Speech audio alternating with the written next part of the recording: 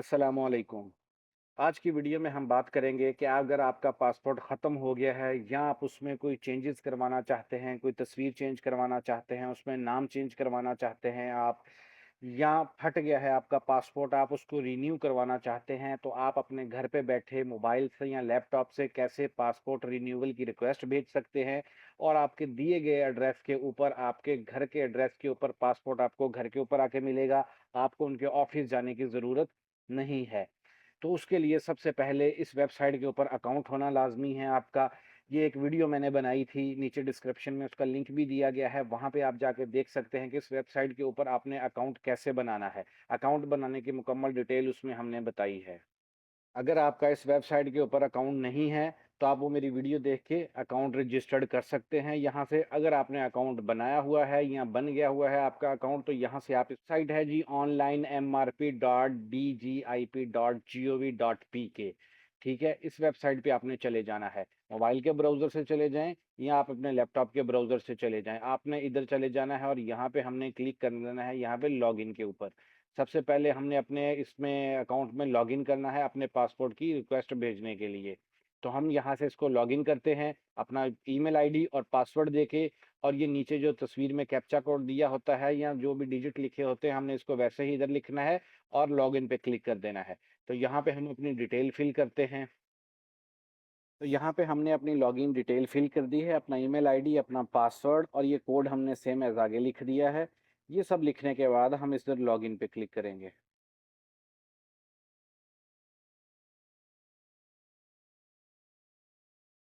Login पे click करने के बाद हमारे पास ये टर्म्स एंड कंडीशन आती हैं, इसको सिंपली हमने एक्सेप्ट एंड कंटिन्यू कर देना है यहाँ से। जैसे ही हम एक्सेप्ट एंड कंटिन्यू करते हैं, हमारे पास ये हमारा पोर्टल खुल चुका है, जिसमें हमने लॉगिन कर लिया है अपने ईमेल आईडी से। ये ऊपर आपको कोने में ईमेल आईडी लिखी भी नज़र आ रही होगी। हमने यहाँ पे इसको लॉगिन कर लिया है। अब देखें, ये हमारा बिल्कुल खाली पड़ा हुआ है, हमने इस पे अभी तक कोई रिक्वेस्ट नहीं की, ना कोई इन प्रोसेस है, ना कोई रिजेक्ट है, ना ही कोई कंप्लीट है। हमने यहाँ पे अभी कोई भी रिक्वेस्ट नहीं उन्हें भेजी हुई।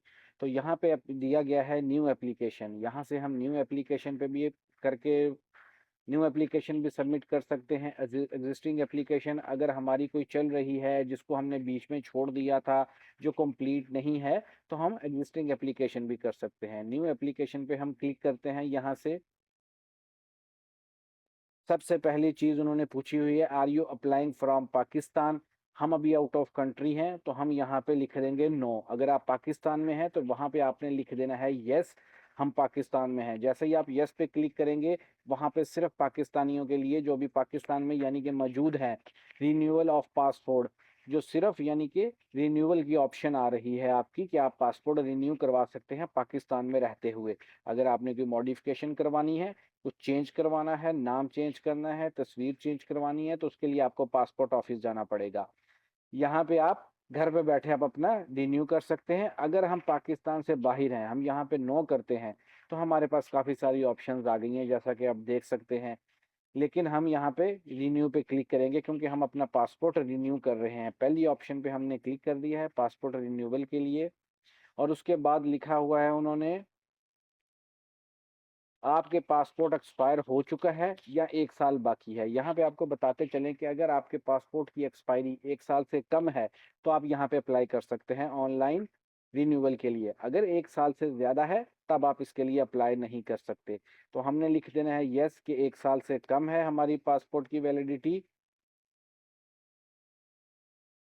अगर आप उस पे कुछ चेंज करवाना चाहते हैं, यस हम चेंज करवाना चाहते हैं तो यस कर देंगे, और अगर हम नहीं करवाना चाहते तो हम यहाँ पे नो करेंगे। हमने नो कर दिया कि हम कुछ चेंजेस नहीं चाहते, खाली हमने रिन्यूअल करवाना है।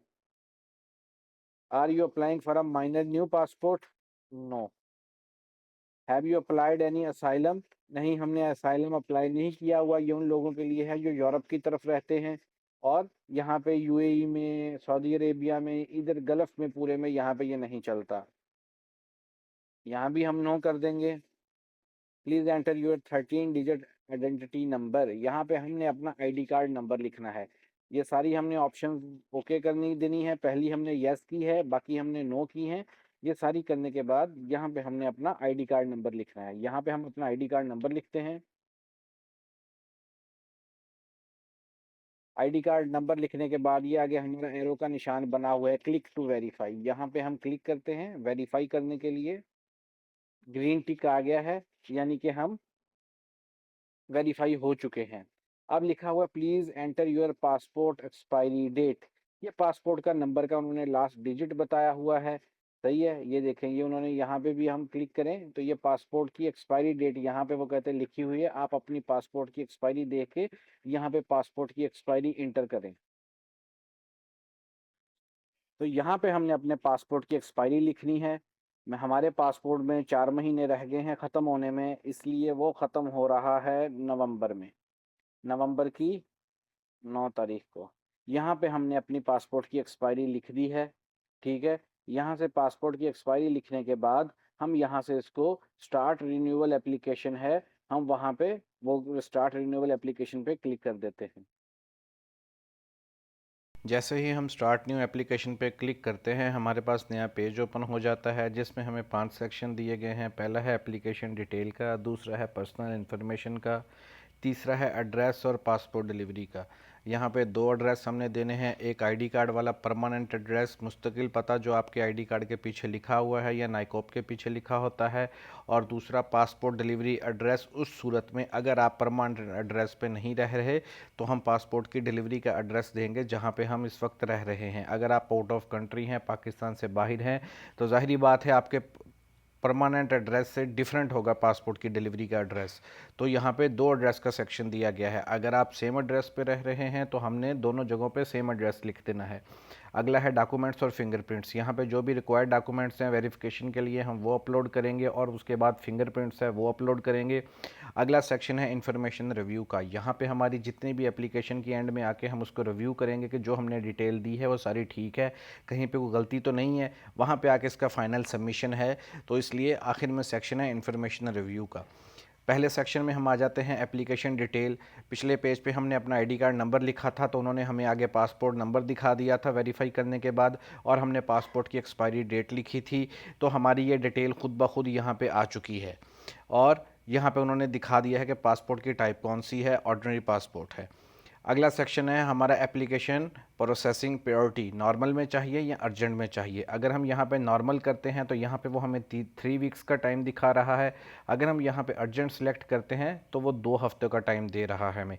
नॉर्मल पासपोर्ट अमूमी तौर पे देर से आता है तो इसलिए हम यहाँ पे अर्जेंट सेलेक्ट करते हैं क्योंकि हमारी डिलीवरी आउट ऑफ कंट्री है, सऊदी अरेबिया में है इसलिए।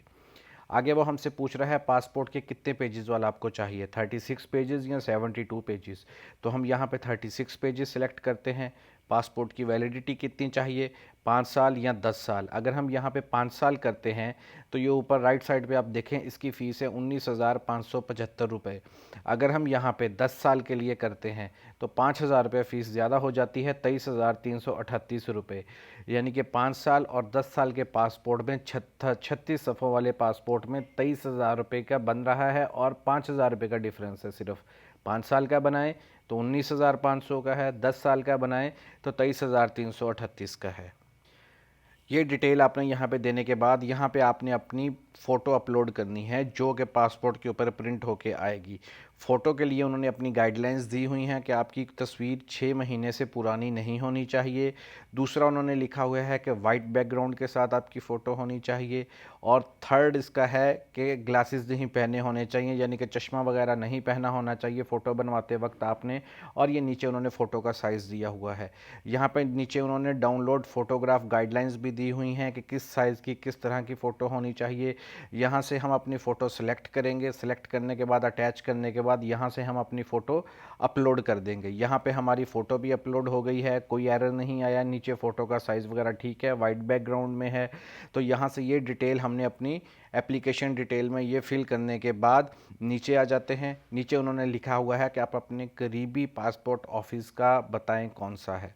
सबसे पहले कंट्री सिलेक्ट करना है आपने। हमने यहाँ पे कंट्री सऊदी अरेबिया सिलेक्ट किया है। तो पासपोर्ट ऑफिस हमारे पास 2 ऑप्शंस दिखा रहा है, रियाज और जद्दा। यहाँ से हम जद्दा सेलेक्ट करते हैं। अगर आप पाकिस्तान में रह रहे हैं, जब आप कंट्री पाकिस्तान सेलेक्ट करेंगे तो पासपोर्ट ऑफिस आपके जो करीबी शहर में होगा वो वहाँ पे शो करवाएगा, आपने वो वहाँ से सेलेक्ट कर लेना है। ये डिटेल पूरी देने के बाद आप यहाँ से इसको सेव कर सकते हैं अपने पहले वाले पोर्शन को, कि जो हमारा हमने डिटेल पर्सनल दी थी एप्लीकेशन वाली, वो हो गई है। अब हम दूसरे सेक्शन पे आगे हैं, पर्सनल इन्फॉर्मेशन में। यहाँ पे हमारा नाम और सर नेम वगैरह ये वैसे ही लिखा आ गया है जैसे हमने पहले दिया था वहाँ पे अकाउंट बनाते वक्त। सही है। और यहाँ पे हमारी क्वालिफ़िकेशन वगैरह आ गई है, तो यहाँ से हम अपनी क्वालिफ़िकेशन वगैरह सेलेक्ट कर लेते हैं। और नीचे उन्होंने पूछा है हमने कोई असाइलम वगैरह अप्लाई किया है, ये उन लोगों के लिए है जो यूरोप वगैरह की तरफ रहते हैं, वहाँ पे असाइलम अप्लाई करते हैं। यहाँ पे हमने नो कर देना है। और हमारे पास कोई भी दूसरा असाइलम का कार्ड नहीं है, यहाँ भी हमने नो कर देना है। Are you a dual national, क्या आपके पास दूसरे किसी कंट्री का पासपोर्ट है, यहाँ भी हमने नो कर देना है। और इस सेक्शन को भी हमने सेव कर देना है। आगे हमारे पास ऑफिस की आ जाती है परमानेंट एड्रेस की डिटेल, ये हमने देनी है। परमानेंट एड्रेस जो आपके आईडी कार्ड के पीछे लिखा हुआ है हमने वो लिखना है। यहाँ पे पहले सबसे पहले है परमानेंट एड्रेस में कंट्री, हमने यहाँ पे कंट्री सिलेक्ट कर लिया। फिर वहाँ पे आगे आ जाता है प्रोविंस, आपका सूबा कौन सा है, यहाँ से हम अपना प्रोविंस सिलेक्ट कर लेते हैं।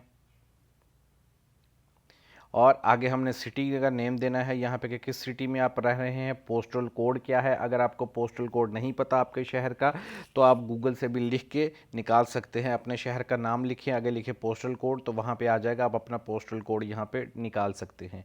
नीचे एड्रेस लाइन 1 में और लाइन 2 में एड्रेस में हमने अपना एड्रेस लिख दिया है। एड्रेस लिखने के बाद हम इस सेक्शन को भी सेव कर देते हैं। आगे हमारे पास आ जाता है पासपोर्ट डिलीवरी एड्रेस। जैसा कि मैंने पहले बताया है, अगर आप परमानेंट एड्रेस पे मंगवाना चाहते हैं तो सेम एड्रेस के लिए आप लिख सकते हैं। अगर आप आउट ऑफ कंट्री हैं या किसी दूसरी जगह पे रह रहे हैं, टेम्परेरी एड्रेस आपका डिफरेंट है परमानेंट एड्रेस से, तो आप वो एड्रेस अपना लिख के आप अपना पासपोर्ट की डिलीवरी वहाँ पे मंगवा सकते हैं। डिलीवरी के लिए उन्होंने लिखा हुआ है house number, apartment number, office, shop name या दुकान का नाम, नंबर कुछ भी लिखना है। बिल्डिंग का नंबर लिखना है आपने, स्ट्रीट नंबर लिखने के बाद रोड का नाम और नंबर भी लिखना है। ये डिटेल आप जो आपके पास नहीं है, हाउस नंबर वगैरह, आप हाउस नंबर 1 कर सकते हैं या अपार्टमेंट नंबर 1 कर सकते हैं। बिल्डिंग नेम आप कोई भी दे सकते हैं। बाकी स्ट्रीट नेम और रोड नेम और सिटी का नाम ये आप ठीक लिखेंगे तो डिलीवरी आपके पास पहुंच जाएगी। कोरियर वाला आपसे रब्ता कर सकता है जो आपका पासपोर्ट लेके आएगा। तो हमने यहाँ भी अपनी सारी डिटेल फिल कर दी है। डिटेल फिल करने के बाद नीचे वो आपसे मोबाइल नंबर मांग रहा है ताकि डिलीवरी के टाइम पे आपसे रब्ता किया जा सके। और आगे है एप्लीकेंट ईमेल एड्रेस, जो बंदा पासपोर्ट के लिए अप्लाई कर रहा है उसका ईमेल एड्रेस। यहाँ पे आपने ईमेल एड्रेस बिल्कुल ठीक लिखना है, सही लिखना है, क्योंकि जब आप ये एप्लीकेशन सबमिट करेंगे तो आपको कुछ दिन बाद ईमेल आएगी कि आपकी एप्लीकेशन अप्रूव हो गई है और वो प्रिंटिंग के लिए प्रोसेस में है। अगर कोई ऑब्जेक्शन लगता है या कोई डॉक्यूमेंट आपका ठीक नहीं होता या वेरिफिकेशन नहीं होती तो आपको इसी ईमेल के ऊपर बताया जाएगा कि आपका ये मसला है। तो इसलिए आपने ईमेल एड्रेस बिल्कुल सही लिखना है। ये चीज़ें लिखने के बाद आप यहाँ इसको सेव कर दें, इस ऑप्शन को भी। और आगे आ जाता है हमारे डॉक्यूमेंट्स और फिंगरप्रिंट्स। यहाँ पे डॉक्यूमेंट्स में ये देखिए उन्होंने हमसे फिंगरप्रिंट्स मांगे हैं, CNIC हमारा मांगा है, और पासपोर्ट हमारा जो पुराना है उसकी कॉपी मांगी है, स्कैन कॉपी पासपोर्ट की। और पासपोर्ट का पेज नंबर 11 मांगा है उन्होंने हमसे। ये सबका रैंडम हो सकता है, किसी को पेज नंबर 5 मांग सकते हैं, किसी का पेज नंबर 10 मांग सकते हैं। यहाँ पे उन्होंने हमसे पासपोर्ट का पेज नंबर 11 मांगा हुआ है। और ओरिजिनल स्कैन ऑफ वीज़ा की कॉपी मांगी हुई है। अगर आप असाइलम वगैरह है या असाइलम कार्ड है तो आखिर में वो है। यहाँ से हम अपने डॉक्यूमेंट्स अटैच करने शुरू करेंगे। तो यहाँ पे ये फिंगरप्रिंट के लिए उन्होंने फॉर्म दिया हुआ है हमें, हम फिंगरप्रिंट फॉर्म यहाँ से डाउनलोड कर लेंगे।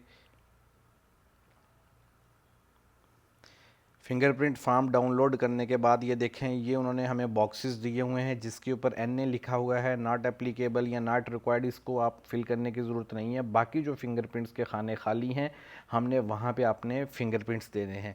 फिंगरप्रिंट्स लगाते वक्त इस बात का ख्याल रखिएगा कि आपने अपने हाथ को ज़्यादा नहीं दबाना।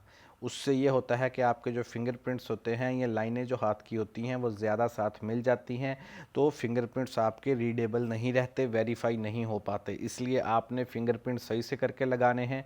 और जब आपने फ़िंगरप्रिंट्स लगा लेने हैं तो आपने इस फॉर्म को स्कैन करना है। स्कैन आपने करना है 600 DPI पे। ये एक स्कैन का स्केल होता है, जब भी आप स्कैन करेंगे 600 DPI पे करेंगे ताकि वो अच्छे से वेरिफिकेशन उसकी हो सके। तो ये फॉर्म आपने डाउनलोड कर लेना है, यहाँ पे आपने अपने फिंगर लगाने हैं। ये सारी चीज़ें हमने अपने पास रेडी करके रख ली हैं। अब हम इसको अपलोड करते हैं। सबसे पहले है फिंगरप्रिंट्स। हमने फिंगरप्रिंट यहाँ से सिलेक्ट किया तो उन्होंने नीचे डिटेल दे दी है कि 600 DPI पे का होना चाहिए, 10 MB से फाइल ज़्यादा नहीं होनी चाहिए आपकी। ठीक है, हम यहाँ से इसको सिलेक्ट करेंगे और ये हमने फिंगरप्रिंट्स रखे हुए हैं, हम यहाँ से इसको सिलेक्ट कर लेते हैं फिंगरप्रिंट और ये हमने अटैच किया और ये हम इसको अपलोड कर देते हैं। आप जैसे ही इसको अपलोड करेंगे यहाँ पे फाइल को, फिंगरप्रिंट्स की या कोई दूसरी फाइल को आप जैसे ही इधर से अपलोड करेंगे तो ये ऊपर जो रेड बॉक्स के अंदर आपने लिखा हुआ है जो रिक्वायर्ड डॉक्यूमेंट, वहाँ से वो कम हो जाएगा और ये नीचे जो डॉक्यूमेंट की लिस्ट दी हुई है वहाँ पे वो डॉक्यूमेंट आके अटैच हो जाएगा। ऊपर से कम हो गया है क्योंकि हमने वो अपलोड कर दिया है, अपलोड हो गए, ये नीचे उसकी डिटेल आ गई है कि आपने अपलोड कर दिया है। व्यू करना चाहते हैं, इसको देखना चाहते हैं तो हम यहाँ पे क्लिक कर लें और रिमूव करना चाहते हैं तो हम इसको रिमूव करके यहाँ से चेंज कर सकते हैं। जब इसको हम यहाँ से रिमूव करेंगे तो ये दोबारा इस सेक्शन में आ जाएगा ऊपर वाले में, क्योंकि वो अभी अब अटैच नहीं हुआ। तो अब दूसरी ऑप्शन है प्लीज़ प्रोवाइड योर CNIC। अब दोबारा अटैच करते हैं ID फ्रंट और ID बैक और ये हम यहाँ से इसको अपलोड कर देते हैं। अब यहाँ पे जैसे हमने फिंगरप्रिंट नीचे आ गए थे डॉक्यूमेंट की लिस्ट में, तो आपका ID कार्ड भी यहाँ नीचे आ जाएगा, ऊपर वाले खाने से ख़त्म हो जाएगा, यानी कि आपके ये डॉक्यूमेंट्स अटैच हो चुके हैं। यहाँ पे देखिए हमारा CNAC अटैच हो गया है। यहाँ पे व्यू की ऑप्शन भी आ रही है और सेम रिमूव की ऑप्शन भी आ रही है कि अगर आपका डॉक्यूमेंट सही स्कैन नहीं हुआ या सही अटैच नहीं हुआ, गलत फाइल अटैच हो गई है, तो आप यहाँ से इसको रिमूव करके दोबारा अटैच कर सकते हैं। आप जैसे ही यहाँ से रिमूव करेंगे ऊपर वाले खाने में दोबारा शो होने लग जाएगा। अभी जैसे जैसे हम यहाँ पर डॉक्यूमेंट अटैच करते जाएंगे नीचे वाली लिस्ट बढ़ती जाएगी, ऊपर वाली कम होती जाएगी। आगे है हमारे पास please provide your previous passport. हमने यहाँ से अपना passport, copy of previous passport select कर लिया। यहाँ से हम दोबारा अटैच करने गए और हमने यहाँ से अपने पासपोर्ट को सिलेक्ट किया और अपलोड कर रहे हैं। यहाँ से हम ये देखिए हमारा पासपोर्ट भी अटैच हो गया है। आगे है हमारे पास प्लीज़ प्रोवाइड पेज नंबर 11। ये हमने ये भी स्कैन करके रखा हुआ है। ये हम यहाँ से पासपोर्ट पेज नंबर 11 सेलेक्ट करेंगे। ये हमने सेलेक्ट किया और यहाँ से हमने इसको अपलोड कर दिया है। ये सारे डॉक्यूमेंट्स आपने ऐसे ही तरतीब से बना के रख लेने हैं ताकि इसी तरह अटैच करते हुए आपको कोई मसला ना बने। ओके, आगे आ जाता है हमारे पास please provide your original scan इकामा और वीज़ा। यहाँ पे आपके पास इकामा है, वीज़ा है, रेजिडेंसी कार्ड है, आप जो भी है यहाँ पे इसको अटैच कर सकते हैं। परमानेंट रेजिडेंसी कार्ड हमने इसको सिलेक्ट किया, यहाँ पे गए और यहाँ से हमने इसको इकामा सिलेक्ट किया और ये अपलोड कर देते हैं।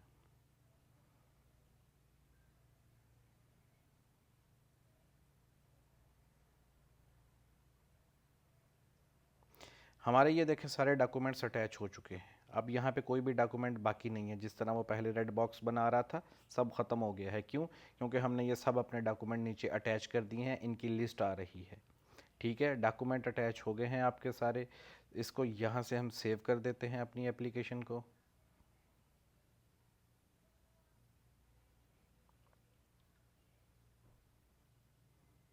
ये सेक्शन भी हमारा सेव हो गया है। अगला आ गया है लास्ट वाला जो मैंने आपको बताया था रिव्यू का।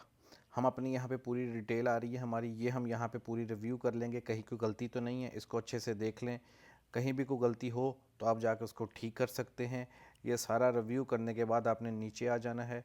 नीचे ये उन्होंने डिक्लेरेशन का दिया हुआ है, यहाँ पे हमने इन सबको ओके कर देना है। ओके करने के बाद हमने यहाँ से इसको भी सेव कर देना है। हमारा ये सेक्शन भी सेव हो गया है। अब प्रोसीड टू पेमेंट। अब ये देखें, ये ऊपर जो 5 सेक्शन थे हमारे, ये सारे ग्रीन हो गए हैं, कंप्लीट हो गए हैं। अब हम यहाँ से चले जाते हैं प्रोसीड टू पेमेंट पे। अब ये हमारे पास आ गया है दोबारा 4 सेक्शन इसके पेमेंट्स के लिए। पेमेंट में उन्होंने यहाँ पे लिखा हुआ the fees is non refundable after this stage, यानी कि अगर आपकी एप्लीकेशन में कोई गलती आ गई है, फिंगरप्रिंट आपके मैच नहीं हो रहे, पैसे तो कोशिश करें कि आप सब ठीक ठीक लिखें ताकि आपकी एप्लीकेशन फ़र्स्ट टाइम में ही प्रोसेस में चली जाए, प्रिंटिंग के लिए आपका पासपोर्ट चला जाए। लेकिन अगर किसी मसले की वजह से आपके एप्लीकेशन के ऊपर कोई ऑब्जेक्शन लग जाता है, आपको ईमेल आ जाएगी और आपको एक पेपर भी आएगा ईमेल में अटैच होकर, जिसे लेटर आप कह सकते हैं। लेटर आएगा कि आपके ये जो पैसे हैं, आप जाके पासपोर्ट ऑफिस से जब पासपोर्ट बनवाने जाएंगे तो वहाँ पे जाके आप ये पैसे दोबारा यूटिलाइज़ कर सकते हैं, क्योंकि ये आपने ऑनलाइन पे कर दिए हैं, ये रिफ़ंडेबल नहीं है। तो यहाँ से हमने इसको ओके कर देना है, टर्म्स एंड कंडीशन को एक्सेप्ट एंड कंटिन्यू पे क्लिक करते हैं। यहाँ पे बिलिंग डिटेल मांगी गई है। हमने अपना नाम, कार्ड का नाम, जो मतलब जो कार्ड के ऊपर प्रिंट है, जो आप अपने कार्ड से पेमेंट कर रहे हैं, यहाँ पे हमने अपनी सारी डिटेल देनी है इसको। ठीक है, डिटेल देने के बाद यहाँ से फिर हमने इसको नेक्स्ट कर देना है। यहाँ पे हमने अपनी पूरी डिटेल फिल कर दी है, मोबाइल नंबर वगैरह, सिटी का नाम, कंट्री, यहाँ पे कुछ सब कुछ हमने लिख दिया है। और यहाँ पे हम इसको फिर नेक्स्ट करते हैं। आगे आ जाता है कार्ड की डिटेल। यहाँ पे हमने अपना कार्ड की डिटेल देनी है जिससे हम पेमेंट कर रहे हैं। हम पाकिस्तान में हैं तो ई सहूलत फ्रेंचाइज से भी कर सकते हैं इसकी पेमेंट, या हम यहाँ से भी इसका वाउचर निकाल के पाकिस्तान में किसी को भेज सकते हैं कि भाई इसकी पेमेंट वहाँ पे आप कर दें। ठीक है, यहाँ पे हमने कार्ड की डिटेल फिल करनी है। कार्ड की डिटेल जैसे ही फिल करके आप कंफर्म एंड पे पे क्लिक करेंगे तो आगे आपकी पेमेंट की रिसिप्ट आ जाएगी कि ये पेमेंट आपने कर दी है। ठीक है, जिसके ऊपर आपका ट्रैकिंग नंबर आईडी ये वाला लिखा होगा, और आपकी पेमेंट की जो फ़ीस आपने जो पे की है, एप्लीकेशन की फ़ीस 23,338 रुपये, ये आपकी वहाँ पे पूरी पेमेंट की रिसिप्ट आपके पास आ जाएगी। तो इस तरह आप अपने घर पे बैठे नहायत आसानी के साथ अपना पासपोर्ट को अप्लाई कर सकते हैं।